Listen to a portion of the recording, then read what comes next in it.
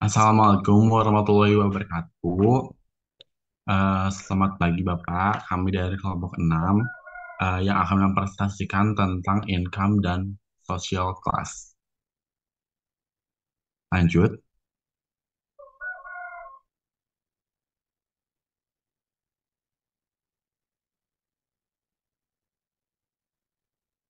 Kelompok 6 ini yang beranggotakan Siti Nuryatun Sadiah, Yayu Kartini, Mardiwan Senanggang, dan Bona Rizal Manalu.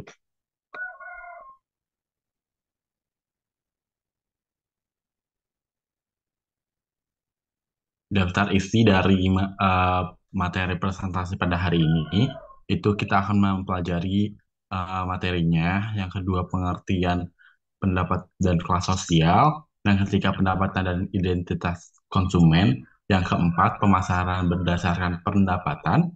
Yang kelima, kelas sosial dan identitas konsumen.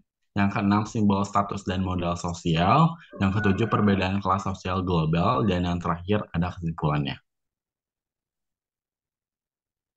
Boleh slide selanjutnya. Yang pertama itu manfaat mempelajari materi ini. Yang pertama, dapat memberikan wawasan terhadap kita itu untuk mempelajari tentang perbentukan sosial yang bisa mempertahankan masyarakat di dunia ini. Yang kedua, bisa memahami bagaimana kondisi ekonomi yang mempengaruhi keputusan belanja konsumen. Ini dapat bermanfaat banget buat uh, konsumen biar bisa meng, apa ya bisa mempengaruhi keputusan mereka untuk berbelanja. Yang ketiga itu mengetahui cara konsumen mengidentifikasi diri berdasarkan kelas sosial mereka. Jadi bisa mengatur uh, apa aja yang harus dihitung gitu untuk mengerti kalau mereka tuh ada di kelas sosial yang mana gitu. Terus juga yang keempat, ada mampu menerapkan strategi pemasaran yang sesuai dengan kelas sosial dan pendapatan mereka. Yang terakhir, itu bisa membantu memotivasi konsumen terhadap simbol status. Slide selanjutnya.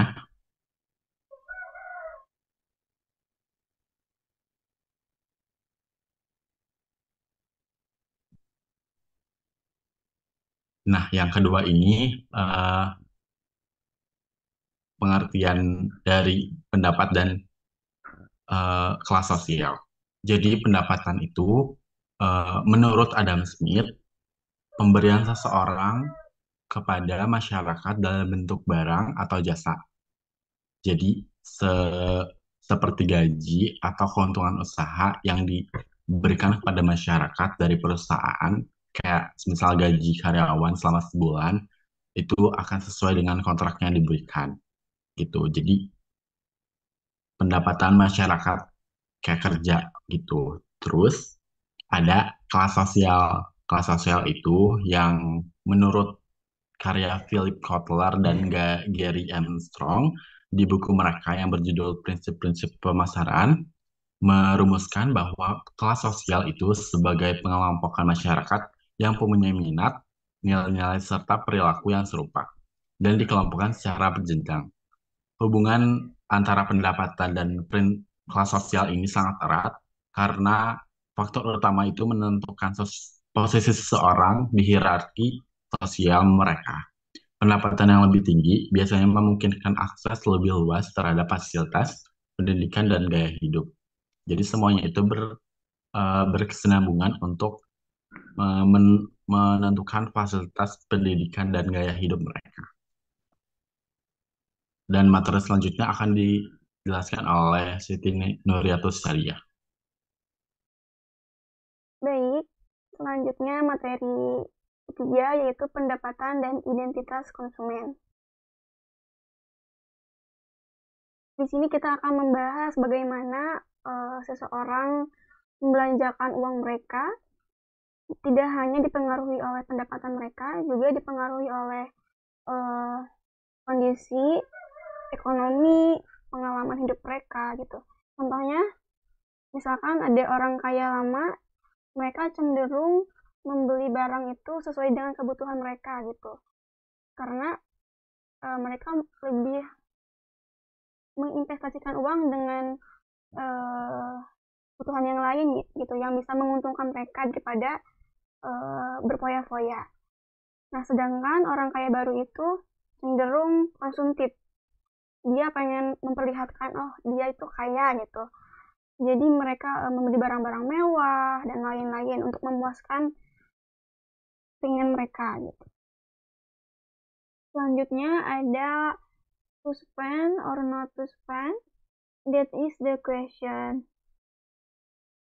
Ini bersangkutan dengan keputusan konsumen, di mana setiap orang itu mempunyai keputusannya masing-masing gitu.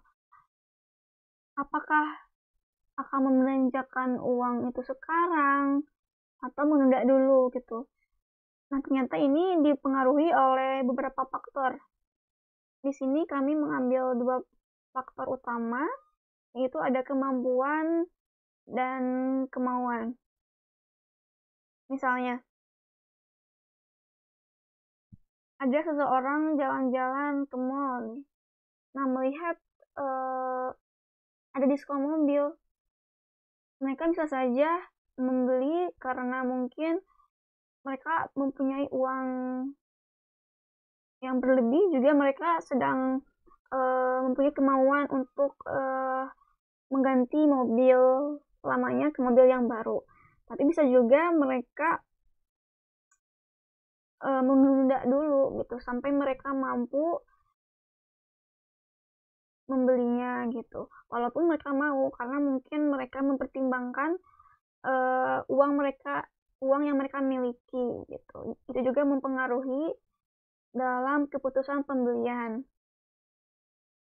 Nah, disinilah muncul istilah pendapatan diskresioner, yaitu uang sisa setelah kebutuhan pokok terpenuhi. Ya, ada ketimpangan pendapatan dan mobilitas sosial. Distribusi kekayaan yang tidak merata menciptakan kesenjangan sosial. Bagian kecil masyarakat menguasai sebagian besar sumber daya. Mobilitas sosial yang terbatas membuat sebagian masyarakat sulit naik kelas sosial. Contohnya, orang yang kehilangan rumah dan terpaksa pindah ke perumahan trailer akibat kehilangan pekerjaan. Ketimpangan juga bisa dilihat dari gaji karyawan gitu. Ternyata pendapatan atau gaji karyawan itu tidak belum seimbang, dengan ada yang gajinya besar gitu dan juga ada yang gajinya kecil.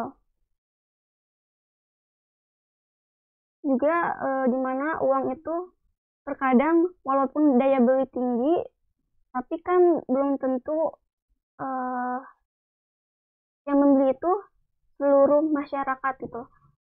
Hanya beberapa masyarakat yang bisa membeli itu, yang membeli barang-barang itu gitu. Jadi makanya ketimpangan pendapatan ini berpengaruh terhadap identitas konsumen. Yang keempat ada resesi hebat dan materialisme. Resesi ekonomi mendorong perubahan gaya hidup menjadi lebih hemat. Konsumen mulai menghindari pengeluaran yang tidak perlu dan memilih menyimpan uang. Contohnya sekarang, di mana orang-orang berbondong-bondong membeli emas gitu. Mereka, contohnya nih, orang yang dulu suka minum kopi mahal, kini memilih menyeduh kopi sendiri di rumah gitu. Karena pada hari ini pun rupiah Indonesia itu sedang melemah gitu. Dan di luar sana masyarakat sudah sadar, mereka lebih berinvestasi pada emas. Mungkin bukan berinvestasi ya, kayak menyimpan uang pada emas gitu, karena ketika kita menyimpan uang itu akan menurunkan, sedangkan ketika kita membelikan emas, uang itu dibelikan emas itu akan naik terus gitu. Nah, itu salah satu contohnya. Yang kelima ada kepercayaan konsumen. Tingkat optimisme atau pesimisme terhadap masa depan berpengaruh langsung pada perilaku belanja. Konsumen yang optimis cenderung lebih berani mengambil utang dan berbelanja, sementara yang pesimis lebih suka menabung dan menunda pembelian. Survei kepercayaan konsumen sering digunakan untuk memantau kecenderungan pasar. Ya, seperti tadi yang saya jelaskan, kalau salah satu konsumen itu optimis, mereka akan membelanjakan uang itu karena mungkin mereka mempunyai uang yang berlebih atau juga mempunyai pengalaman yang baik gitu. Sedangkan yang pesimis itu mungkin memiliki pengalaman yang buruk, makanya mereka lebih berhati-hati dalam berbelanja. Baik, selanjutnya poin keempat, yaitu pemasaran berdasarkan pendapatan. Di zaman sekarang, pendapatan rumah tangga tidak hanya dipengaruhi oleh pendapatan para laki-laki gitu. Sekarang pendapatan juga dipengaruhi oleh perubahan peran perempuan, di mana zaman sekarang ini banyak sekali perempuan yang menjadi atau terjun ke dunia bisnis, jadi businesswoman, juga bisa mereka kerja sebagai buruh pabrik, apapun itu. Nah, mereka ini akan menyumbangkan penghasilan mereka entah menjadi penghasilan utama ataupun bukan gitu. Dan juga dipengaruhi oleh meningkatnya pendidikan jadi faktor utama peningkatan pendapatan. Semakin tinggi pendidikan mereka, semakin tinggi pula gaji seseorang atau peluang gaji seseorang. Nah, di sini kami membagi 2 poin. Pertama, ada menargetkan lapisan atas piramida konsumen berpendapatan tinggi. Orang kaya punya motivasi yang beragam dalam belanja. Ada yang beli karena fungsinya, ada juga karena simbol status. Contohnya, orang kaya lama lebih suka barang berkualitas tapi sederhana gitu. Bisa juga ada juga orang kaya baru yang cenderung pilih barang yang mencolok karena ingin dilihat gitu, oh saya sudah berhasil gitu. Nah, yang kedua ada menargetkan konsumen di piramida konsumen pada berpendapatan rendah. Konsumen dengan penghasilan rendah juga tetap punya kebutuhan penting yang harus dipenuhi. Misalkan, walaupun penghasilan terbatas, keluarga miskin tetap membeli susu dan makanan pokok seperti kayak beras misalkan, karena mereka butuh untuk makan sehari-hari, mereka terpaksa membelinya gitu karena untuk memenuhi kebutuhan keluarga mereka. Ya, walaupun mungkin harus mengurangi kebutuhan atau pengeluaran yang lain.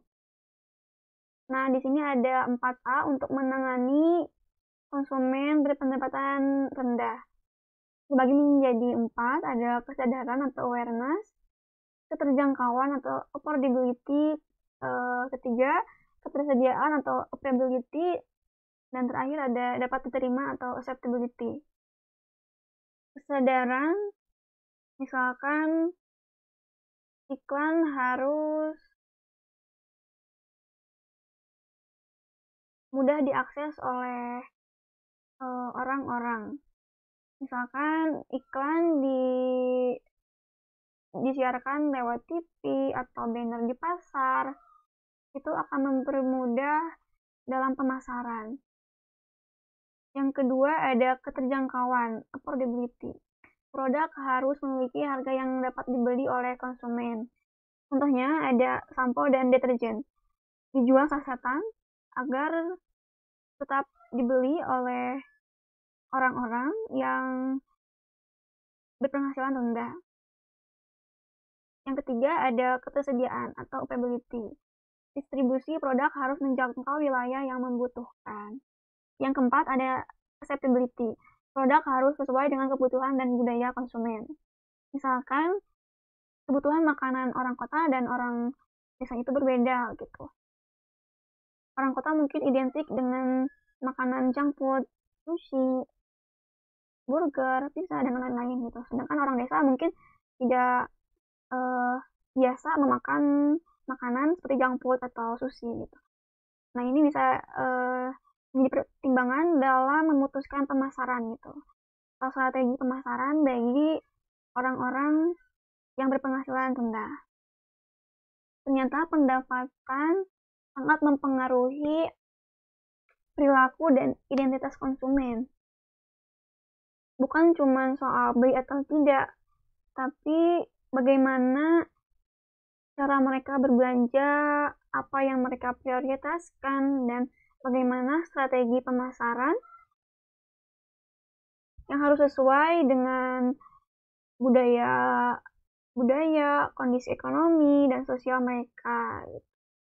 Mungkin hanya itu yang bisa saya sampaikan. Kembali ke moderator. Terima kasih. Baik, terima kasih rekan saya Siti Nuratul Sadia sudah menjelaskan materi ketiga dan keempat. Dan materi selanjutnya akan dilanjutkan oleh rekan saya, Yayu Kartini. Silakan. Jadi di materi poin 5 ini kita akan membahas tentang kelas sosial dan juga identitas konsumen. Nah, apa sih itu kelas sosial gitu? Secara sederhananya kelas sosial itu kayak tingkatan atau posisi seorang dalam masyarakat gitu. Nah, tingkatan itu dilihat dari beberapa hal.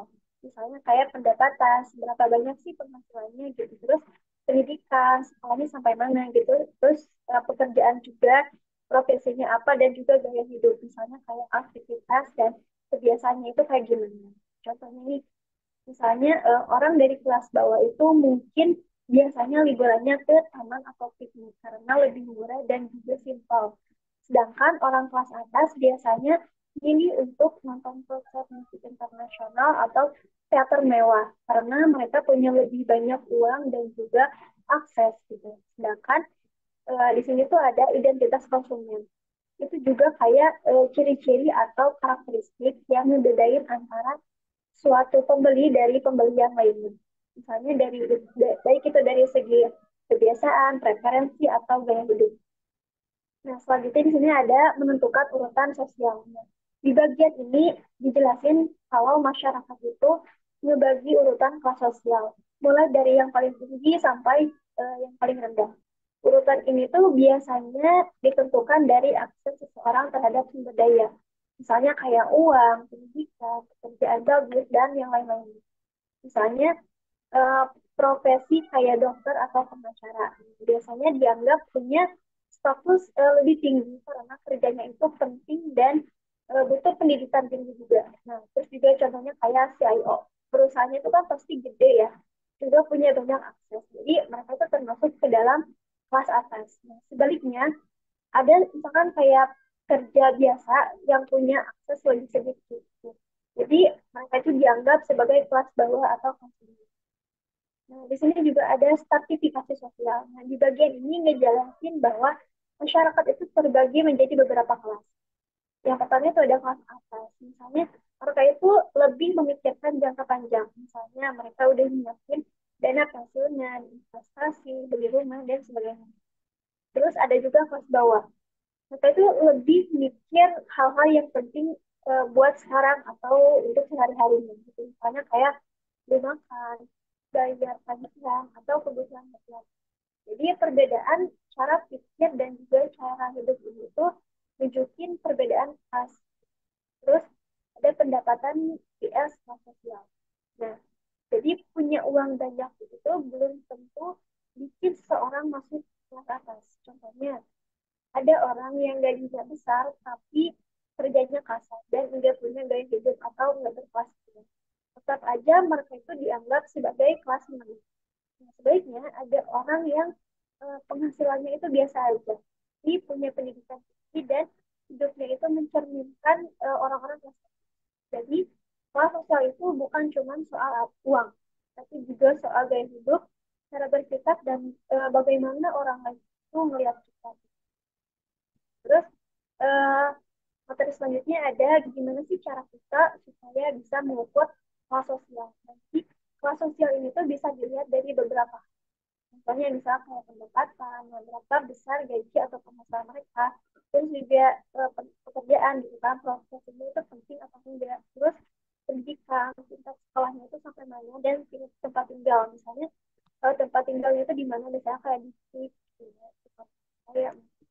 Terus tapi sekarang itu cara ngukur kelas sosial itu lebih kompleks atau lebih rumit karena mereka itu mulai mengukur dari struktur keluarga juga gaya hidup ya. Terus juga peran wanita kan sekarang juga makin besar ya. Misalnya kayak wanita yang punya pekerjaan dan pendidikan tinggi mulai ikut berkontribusi besar untuk mengangkat kelas sosial keluarga.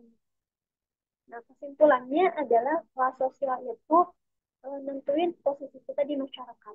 Tapi jangan kira cuma orang kaya aja yang masuk kelas atas. Soalnya yang bikin seseorang masuk kelas tertentu itu kombinasi dari gaji, pekerjaan, pendidikan, dan hidup, dan juga cara orang lain melihat. Lanjut, selanjutnya di sini ada materi umum tentang simbol status dan modal sosial. Konsumen itu biasanya beli barang buat bikin status, bukan cuma kebutuhan. Misalnya nih ada orang yang beli mobil mewah, padahal bisa aja dia cuma butuh kendaraan buat ke kantor atau jalan-jalan aja. Tapi dia milih buat beli mobil mewah karena pengen nunjukin kalau dia itu sukses, kaya, dan juga hidupnya itu kaya. Jadi barang yang dibeli itu punya makna sosial, bukan cuma sekedar fungsi aja. Nah, di sini ada simbol status. Nah, ada barang-barang yang fungsinya sebenarnya biasa aja, tapi karena mereknya terkenal atau harganya mahal, jadi orang-orang itu nganggap itu sebagai lambang keberhasilan. Contohnya misalnya kayak jam tangan mahal atau tas desainer terkenal atau juga kayak sepatu branded gitu.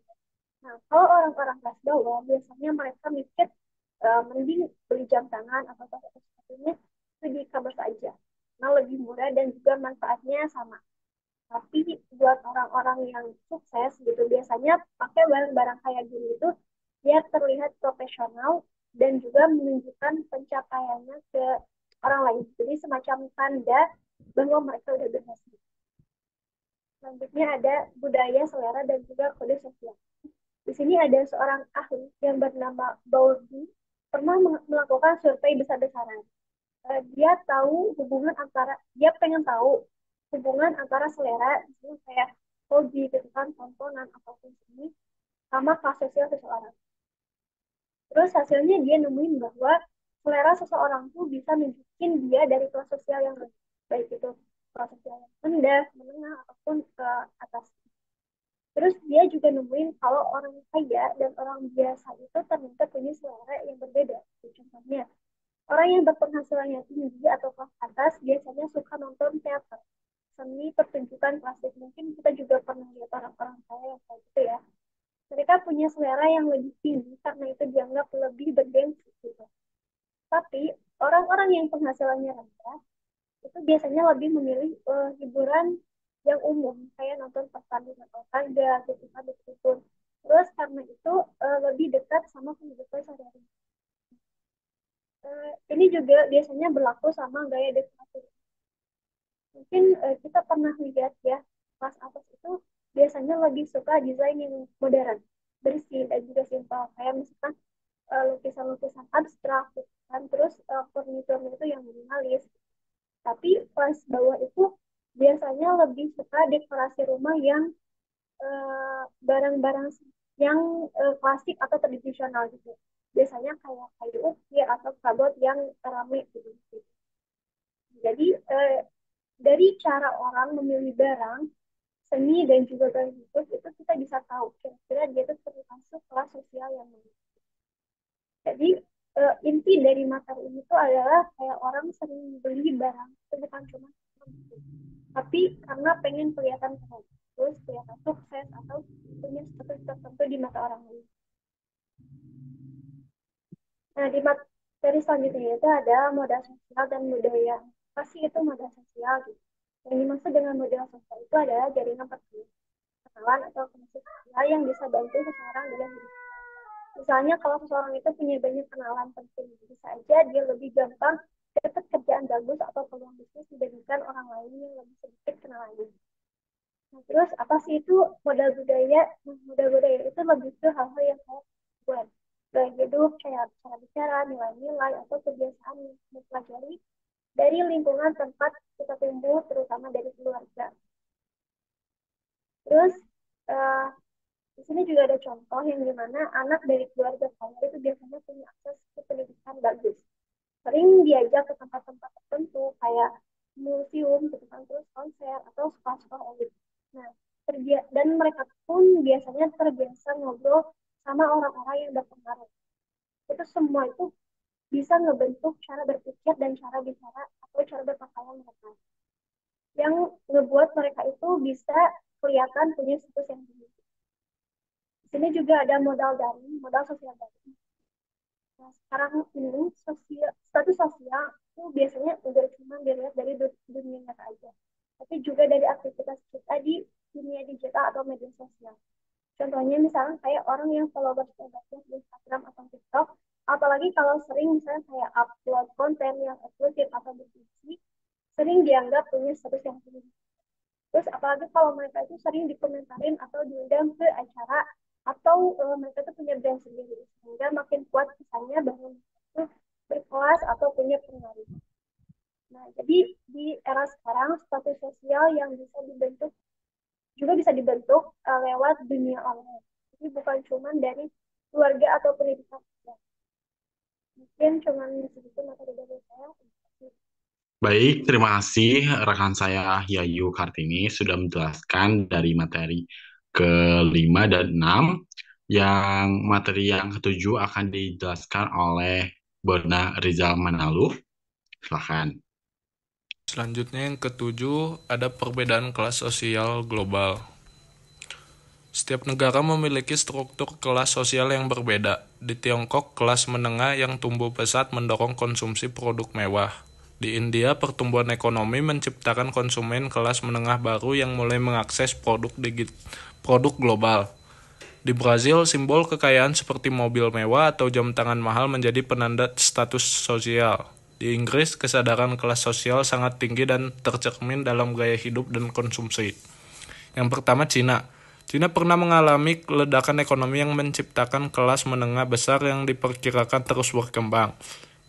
Saat ini gaya hidup modern seperti barang-barang mewah dan simbol status menjadi fokus bagi kelas menengah yang terus bertumbuh pesat.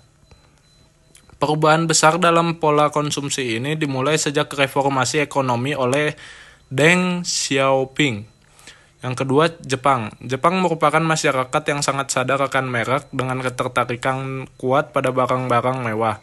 Tren ini bermula sejak ekonomi booming pada era sebelumnya dan terus berlanjut meskipun mengalami kemerosotan ekonomi. Wanita lajang pekerja memainkan peran signifikan dalam meningkatkan belanja barang mewah. Yang selanjutnya, Timur Tengah. Walaupun hanya sedikit wanita yang bekerja, minat terhadap barang-barang mewah menjadi gaya hidup utama di pasar kalangan kelas menengah yang berkembang. Kawasan ini menjadi pasar menarik bagi banyak merek mewah. Dengan populasi muda yang mendominasi ekonomi kawasan. Selanjutnya, Inggris Raya. Inggris Raya yang dikenal sebagai negara yang sangat sadar kelas dengan pembagian tradisional menjadi 3 kelompok. Atas, menengah, dan pekerja. Namun warisan aristokrasi mulai memudar seiring munculnya pengusaha modern dan dampak dari resesi hebat yang mengubah pola konsumsi masyarakat. Penelitian terbaru menunjukkan bahwa klasifikasi sosial telah berkembang dengan 7 kategori, mencerminkan perusahaan struktural di masyarakat Inggris. Selanjutnya, India memiliki ekonomi yang tumbuh pesat. Meskipun banyak penduduk hidup di bawah garis kemiskinan, konsumen kelas atas menghargai merek-merek global mewah. Sementara kelas menengah yang berkembang pesat mempengaruhi pasar barang konsumsi. Transformasi sosial terlihat dalam pola konsumsi yang mencerminkan aspirasi, kelas, dan gaya hidup modern khususnya di kalangan generasi muda. Selanjutnya Brazil. Brazil memamerkan kekayaan merupakan bagian penting dari budaya Brazil untuk mendapatkan penghormatan. Namun, skandal politik dan tingkat kejahatan yang tinggi mendorong orang kaya untuk lebih berinvestasi dalam aset pribadi yang tidak mencolok, seperti karya seni demi keamanan dan privasi. Selanjutnya, sinyal status. Fenomena konsumsi mencolok yang dipopulerkan oleh Thorstein Veblen menunjukkan keinginan manusia untuk memamerkan kekayaan melalui barang-barang mewah demi memperoleh status sosial dan rasa iri dari orang lain. Konsumen menggunakan berbagai penanda status mulai dari simbol terang-terangan seperti logo mencolok hingga simbol halus yang hanya dikenali oleh kalangan tertentu. Brand prominence mengelompokkan konsumen berdasarkan gaya konsumsi mereka terhadap barang mewah. Di era modern, perilaku ini berlanjut dengan konsep parodi display, yaitu penggunaan simbol status yang mengejek kemewahan itu sendiri. Seperti celana jeans sobek atau merek dengan citra pekerja.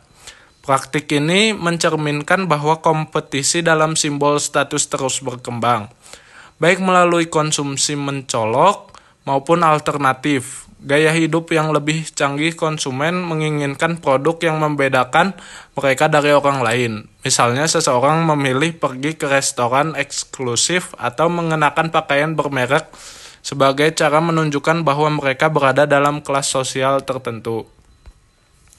Kesimpulannya, pendapatan dan kelas sosial sangat memengaruhi cara konsumen berbelanja dan memilih produk. Kepercayaan terhadap masa depan mempengaruhi keputusan belanja.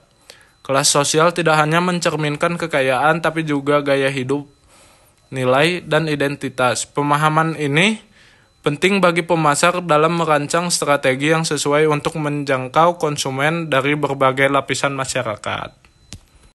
Baik, terima kasih Bona sudah menjelaskan materi ketujuh dan kesimpulan pada materi pada hari ini. Terima kasih untuk Bapak sudah mendengarkan penjelasan presentasi dari kami. Semoga bisa sesuai dengan ekspektasi Bapak dan bisa bermanfaat. Maaf jika ada kesalahan kata dari kami. Terima kasih.